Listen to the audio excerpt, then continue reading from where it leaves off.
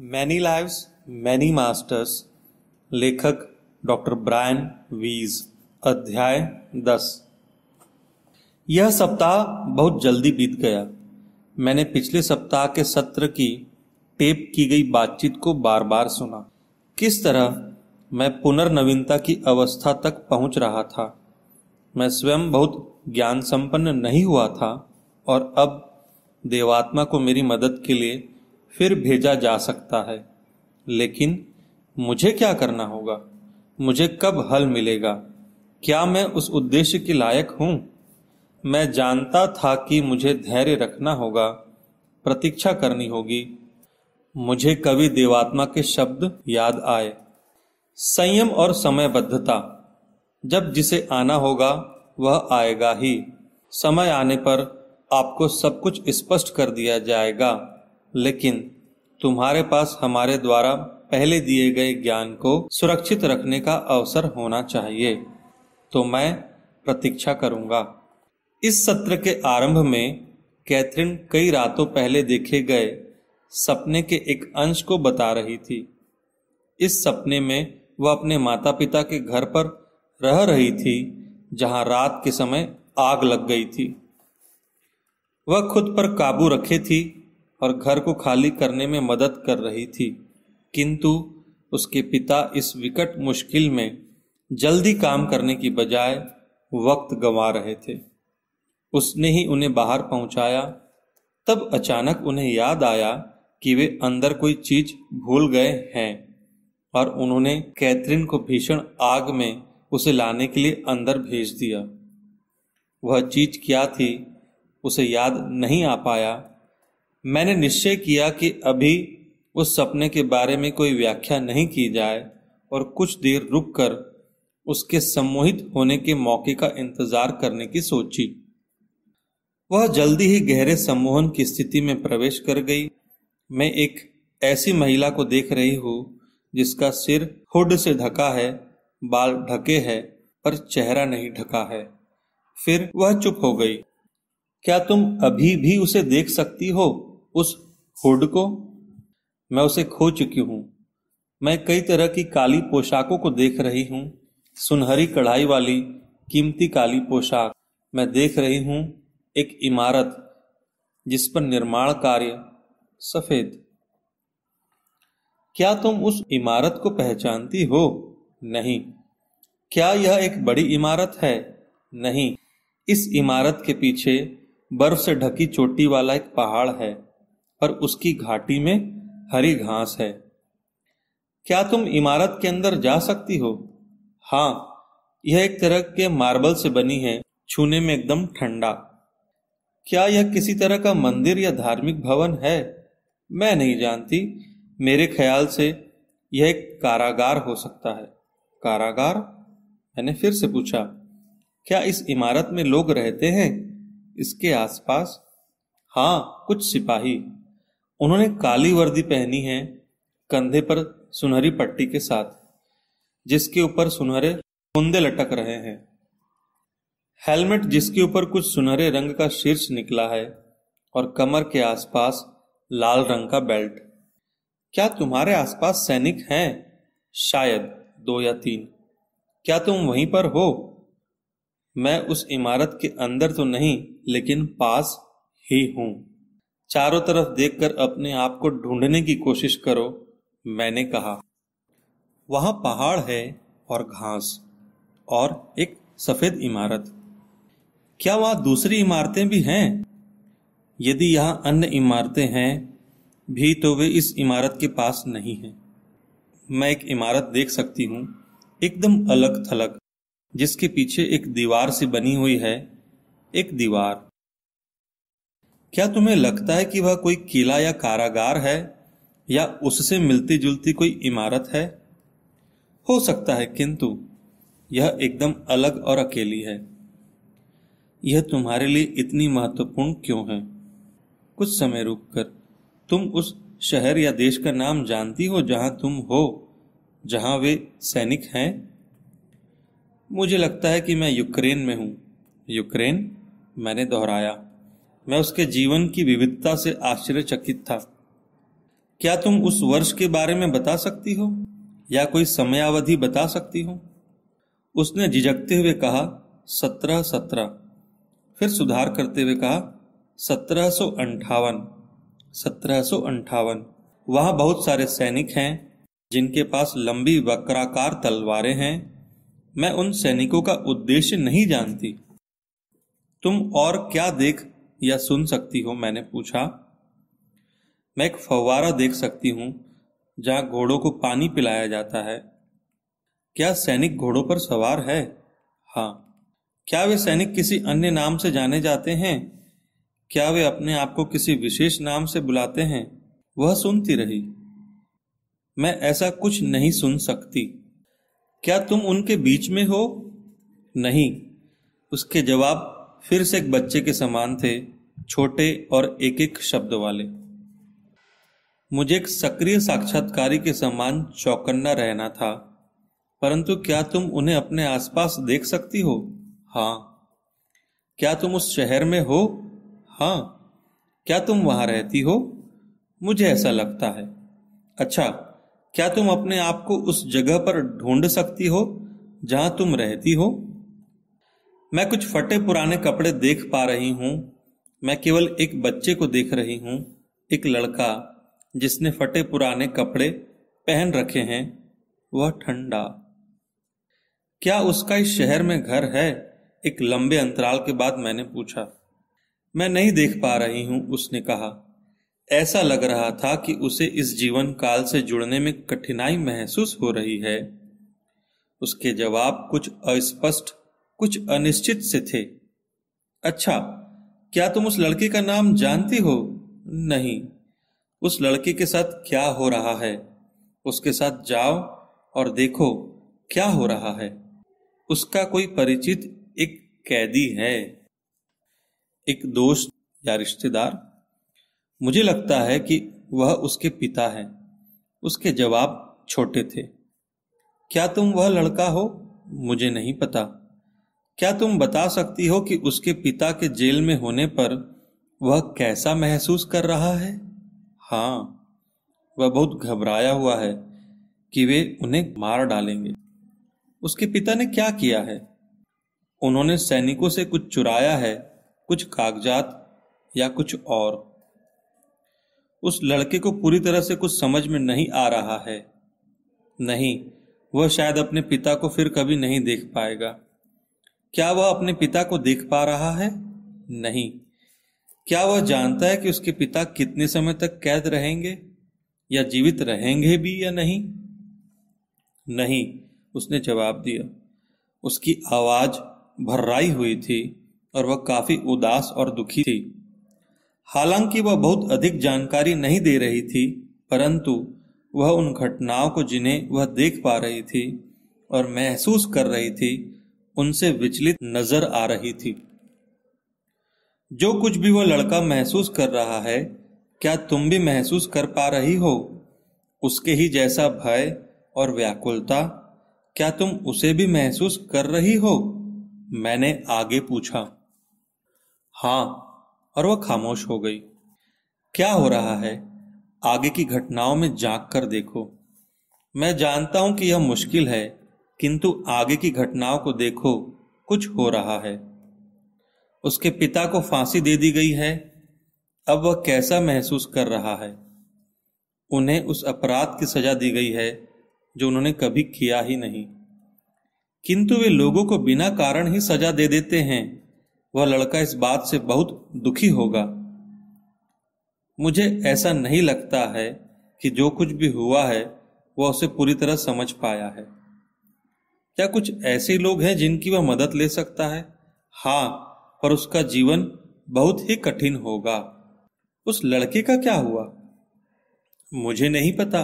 शायद वह मर जाएगा। उसकी आवाज में दुख नजर आ रहा था। वह फिर खामोश हो गई और ऐसा लगा कि वह अपने चारों तरफ देख रही थी। तुम्हें क्या दिखाई दे रहा है? मैं एक हाथ जो कुछ पकड़ने के लिए सफेद। मैं नहीं जानती कि यह क्या है। उसने कुछ पलों के लिए फिर चुप्पी साध ली। तुम और क्या देख पा रही हो? मैंने पूछा। कुछ नहीं, अंधेरा। या तो वह मर गई थी या उसने अपने आप को उस दुखी लड़के से अलग कर लिया था जो 200 साल पहले यूक्रेन में रहता था। क्या तुमने उस लड़के को छोड़ दिया है? हाँ, वह धीमे से बोली। वह आराम कर रही थी। तुमने इस घटनाक्रम से क्या सीखा? वह इतना महत्वपूर्ण क्यों था? हम जल्दबाजी में लोगों के बारे में फैसला नहीं ले सकते। हमें उनके प्रति ईमानदार होना चाहिए। जल्दबाजी में लिए गए फैसले के कारण कई जीवन बर्बाद हो चुके थे। उसके पिता के बारे में लिए गए फैसले के कारण उस लड़के का जीवन छोटा और कठिन हो गया था। हाँ, उसने फिर से चुप्पी साध ली। क्या तुम अब कुछ और देख रही हो? क्या तुम कुछ सुन रही हो? नहीं। फिर से एक संक्षिप्त जवाब और सन्नाटा छा गया। किन्हीं कारणों से यह संक्षिप्त जीवन काल काफी कठिन हो गया था, अतः मैंने उसे कुछ समय आराम करने की सलाह दी। विश्राम करो और शांति महसूस करो। तुम्हारा शरीर स्वयं ही स्वस्थ हो रहा है। तुम्हारी आत्मा आराम कर रही है। क्या अब तुम बेहतर महसूस कर रही हो? आराम महसूस हो रहा है। यह सब उस छोटे लड़के के लिए कठिन था, बहुत कठिन, परंतु अब तुम फिर से आराम कर रही हो। तुम्हारा मन तुम्हें किन्हीं दूसरी जगहों पर ले जा सकता है, दूसरे काल में, दूसरी स्मृतियों में। क्या तुम आराम कर रही हो? हाँ, मैंने सपने के उस अंश को टटोलना चाहा जो उस जलते हुए घर, उसके पिता का समय गंवाना और उसे कोई चीज लाने के लिए उस घर में वापस भेजना आदि के बारे में था। अब मैं तुमसे उस सपने के बारे में एक सवाल पूछना चाहता हूं जो तुम्हारे पिता से संबंधित है। अब तुम वह सपना याद कर सकती हो। अब तुम एक गहरे सम्मोहन की स्थिति में हो, जो कि ठीक है। क्या तुम याद कर पा रही हो? हाँ। क्या तुम्हें यह याद है कि तुम घर में कोई चीज लेने के लिए वापस गई थी? हाँ, वह एक धातु से बना बक्सा था। तुम्हारे पिता की ऐसी कौन सी महत्वपूर्ण चीज उस बक्से में थी जिसके लिए उन्होंने तुम्हें उस जलते हुए घर में वापस भेजा? उनके डाक टिकट और सिक्के, जिन्हें वे जमा करके रखते हैं, उसने जवाब दिया। वह अपने सपने के बारे में जितनी विस्तृत जानकारी सम्मोहन की स्थिति में दे पा रही थी, उतनी विस्तृत जानकारी वह जागृत अवस्था में नहीं दे पाती थी। सम्मोहन एक ऐसा शक्तिशाली अस्त्र है जिसके द्वारा हम न केवल मस्तिष्क की गहराइयों में उतर सकते हैं, वरन किसी भी व्यक्ति की स्मृतियों का विस्तृत विवरण भी प्राप्त कर सकते हैं। क्या तुम्हारे पिता के डाक टिकट और सिक्के उनके लिए बहुत महत्वपूर्ण थे? हाँ, परंतु सिर्फ सिक्कों और डाक टिकटों के लिए उस जलते हुए घर में भेजकर तुम्हारे जीवन को खतरा?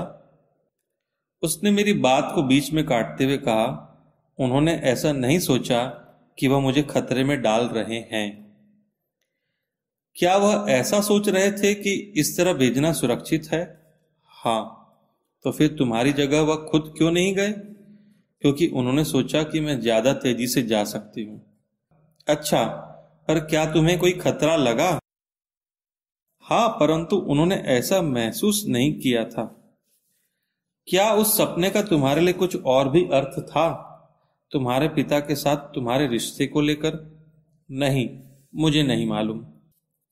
वे उस जलते हुए घर से बाहर निकलने की जल्दी में नहीं दिखाई दे रहे थे।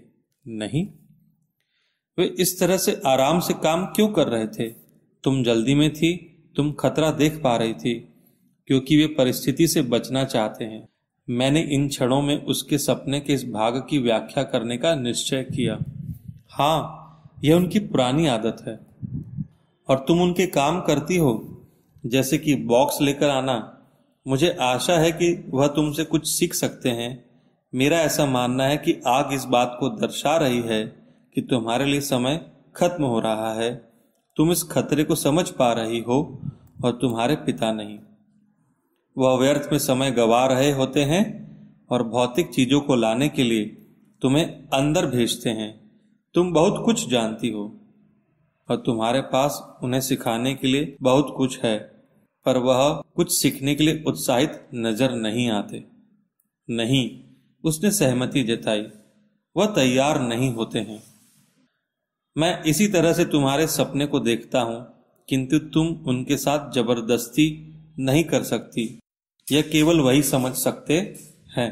हाँ, उसने फिर से सहमति जताई और उसकी आवाज गहरी और भारी हो गई। यह इतना महत्वपूर्ण नहीं है कि हमारा शरीर आग में जाए यदि हम उसे नहीं चाहते हैं। एक देवात्मा ने उस सपने को मुझे एक अलग ही परिप्रेक्ष्य में दिखाया। मैं इसके अचानक प्रवेश से आश्चर्यचकित था और मैं उस विचार को केवल दोहरा सकता था। हमें अपने शरीर की जरूरत नहीं है। नहीं, हम कई चरणों से गुजरते हैं जब हम यहाँ होते हैं। सबसे पहले हम एक शिशु का शरीर त्यागते हैं और एक बच्चे में प्रवेश करते हैं, बच्चे से एक वयस्क और एक वयस्क से एक वृद्ध में। हम ऐसा क्यों नहीं करते कि एक कदम आगे जाकर एक वयस्क शरीर को त्याग कर एक आध्यात्मिक धरातल पर चले जाए? हम ऐसा ही करते हैं। हम बढ़ना नहीं छोड़ते, हम वृद्धि करते जाते हैं। हम आध्यात्मिक धरातल में भी बढ़ते जाते हैं। वहां हम विकास के विभिन्न चरणों से गुजरते जाते हैं। जब हम वहां पहुंचते हैं तो हम खत्म हो चुके होते हैं। हम सबसे पहले नवीनीकरण की प्रक्रिया से गुजरते हैं, फिर सीखने के चरण से, तब जाकर हम निर्णय लेने के चरण में पहुंचते हैं। इसके बाद ही हम निर्णय लेते हैं कि हम कब, कहां और किस कारण से पुनः आना चाहते हैं। कुछ आत्माएं वापस न आने का निर्णय लेकर विकास के किसी दूसरे चरण को चुनती है और वे एक आत्मा के रूप में ही रहती है। कुछ आत्माएं दूसरों से अधिक समय लेती हैं वापस लौटने से पहले। यह सभी वृद्धि और सीखना, निरंतर वृद्धि ही हमारे शरीर का एक वाहन है, तब तक जब तक कि हम यहाँ हैं। यह हमारी आत्मा और हमारी आध्यात्मिक शक्ति है जो अंत तक हमारे साथ रहते हैं। मैं यह आवाज या उसका तरीका नहीं पहचान पाया। एक नई देवात्मा बोल रही थी और महत्वपूर्ण जानकारी के बारे में बोल रही थी। मैं इन आध्यात्मिक क्षेत्रों के बारे में और ज्यादा जानना चाहता था। क्या भौतिक अवस्था में कुछ भी सीखने की गति ज्यादा होती है? क्या यही कारण है कि लोग आध्यात्मिक अवस्था में हमेशा के लिए रुकना नहीं चाहते? नहीं, आध्यात्मिक अवस्था में कुछ भी सीखने की गति ज्यादा तेज होती है, भौतिक अवस्था से बहुत ज्यादा तेज। किंतु हमें क्या सीखने की जरूरत है, हम चुनते हैं। यदि हम कार्य करने के लिए किसी रिश्ते के माध्यम से वापस आना चाहते हैं तो हम वापस आते हैं। यदि हमारा कार्य खत्म हो जाता है तो हम इसी तरह से आगे बढ़ते जाते हैं। आध्यात्मिक रूप में आप कभी भी भौतिक जगत में रह रहे लोगों से संपर्क साध सकते हैं, परंतु तभी जब कभी बहुत ही महत्वपूर्ण कारण हो। अगर आपको कुछ बताना हो जो कि उनके लिए भी जानना अत्यावश्यक हो। तुम संपर्क कैसे बनाती हो? तुम्हारे संदेश किस तरह से आते हैं? कैथरीन के जवाब से मुझे हैरत हुई।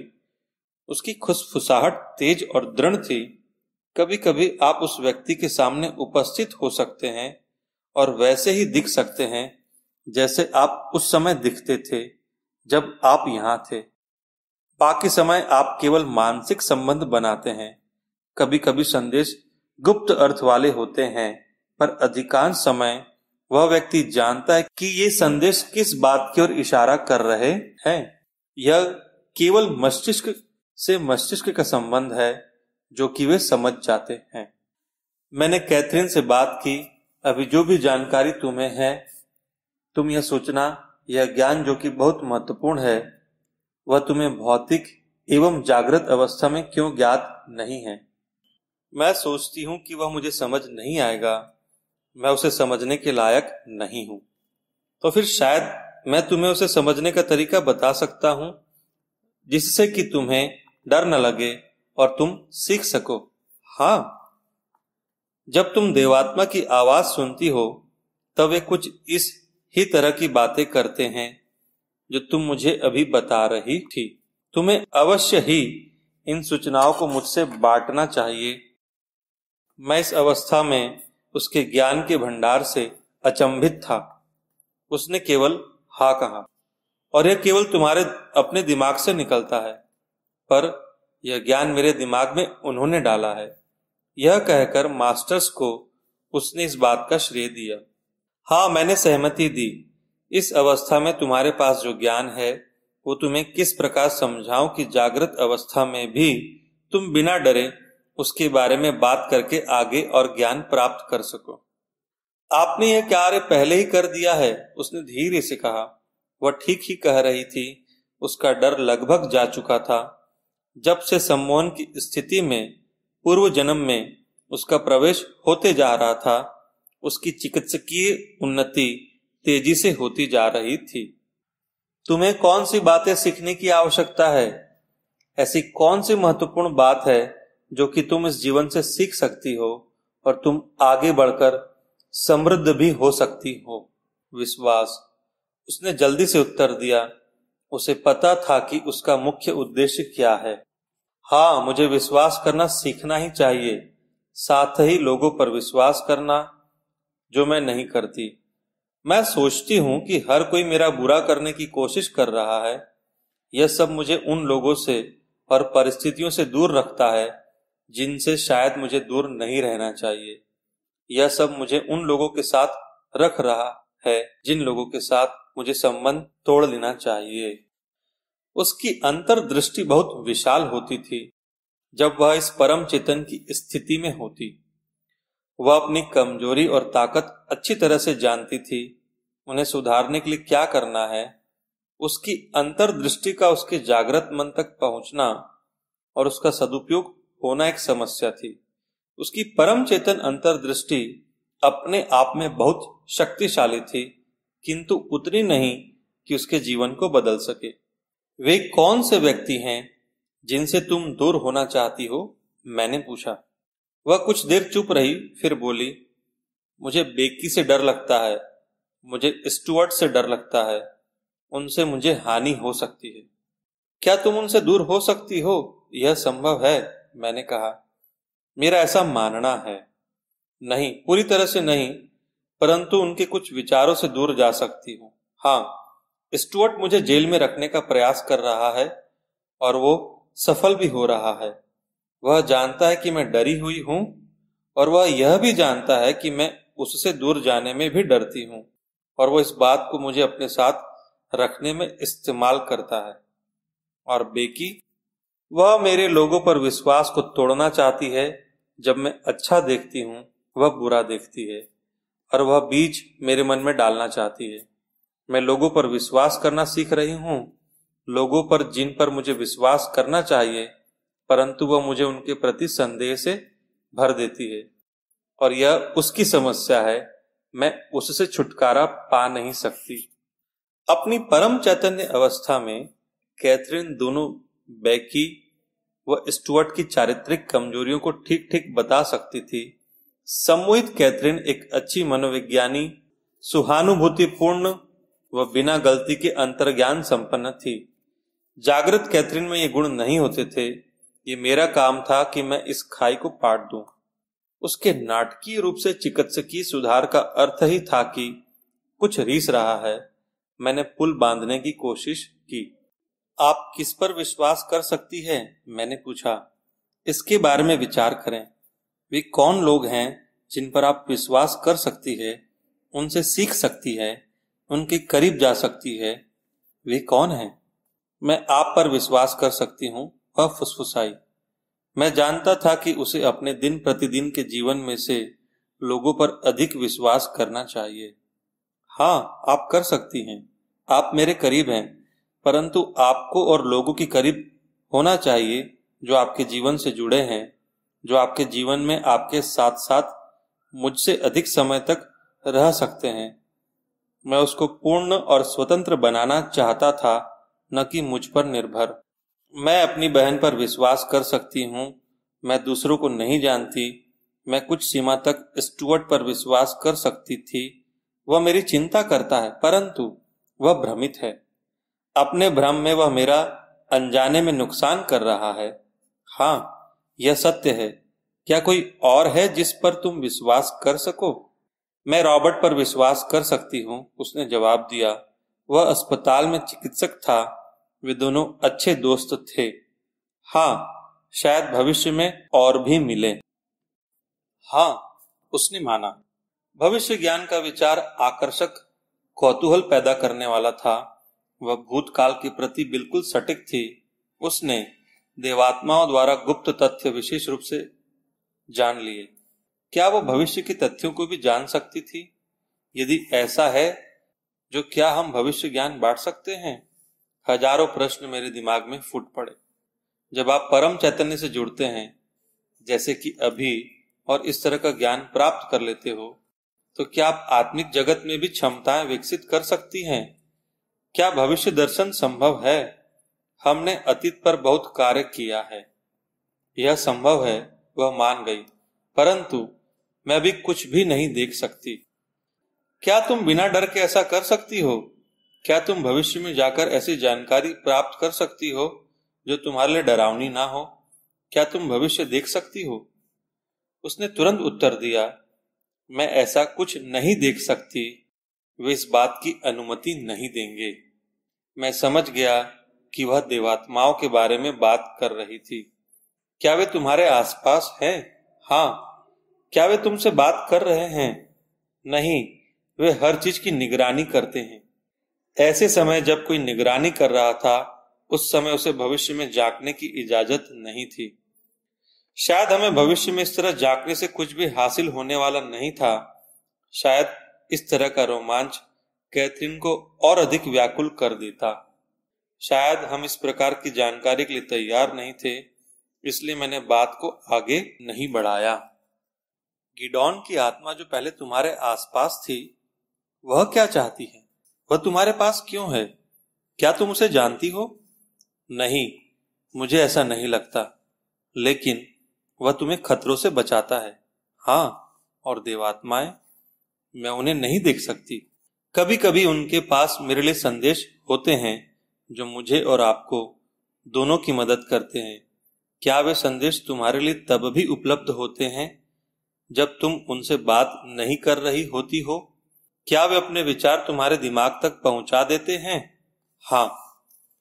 क्या वे इस बात की भी निगरानी करते हैं कि तुम कितनी दूर तक जा सकती हो या तुम क्या क्या याद रख सकती हो?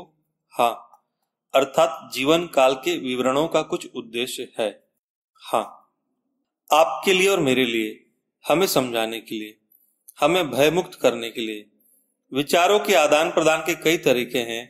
वे अपना अस्तित्व दर्शाने के लिए उन्हें चुनते हैं। कैथरीन को उनकी आवाजें सुनाई देना, भूतकाल के दृश्यों और भविष्य काल की घटनाओं का अनुभव या उसके दिमाग में उत्पन्न किए गए विचारों और योजनाओं आदि के द्वारा वे अपना अस्तित्व दर्शाना चाहते थे। वे हमें ज्ञान और अंतर्दृष्टि प्रदान करके हमारी राह को आसान बनाना चाहते थे, ऐसी राह जिस पर चलकर उस ज्ञान के द्वारा हम ईश्वर तुल्य बन सके। क्या तुम्हें पता है कि उन्होंने तुम्हें ही क्यों चुना? नहीं, माध्यम बनने के लिए। यह एक बहुत ही नाजुक सवाल था, क्योंकि जागृत अवस्था में कैथरीन उस टेप को सुन भी नहीं सकती थी।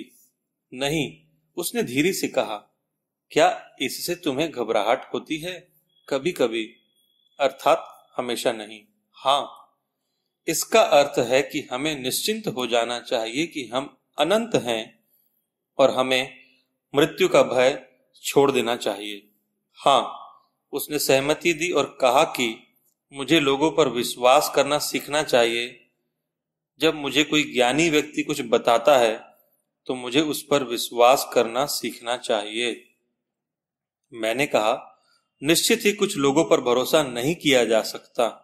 हाँ, लेकिन मैं समझ नहीं पा रही हूं, और ऐसे लोग जिन्हें मैं जानती हूं, जिन पर मुझे विश्वास करना चाहिए, किंतु मैं ऐसा नहीं करके अपनी इन्हीं भावनाओं के विरुद्ध खुद से लड़ाई करती हूं, और फिर मैं किसी पर भी विश्वास नहीं करना चाहती हूं।